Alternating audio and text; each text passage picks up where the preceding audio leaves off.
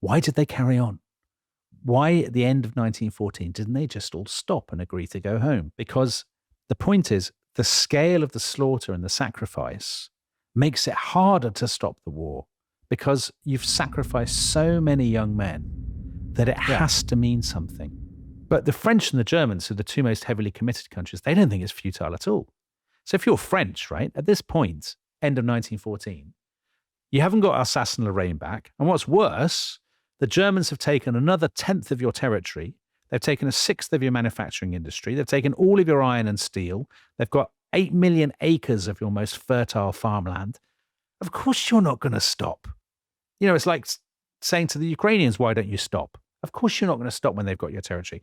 And as for the Germans, they went into this thinking this was life or death, right? That's what Moltke thought. It's what the Kaiser thought. It's what Bethmann Hollweg thought. And so they still think that. Of course they still think it. A lot of people have died. They've got the French and the Russians in arms on both sides of them.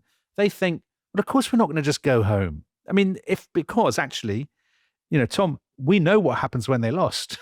Nothing good for the Germans. But of course, what they all know now is that this is going to be very long and very brutal.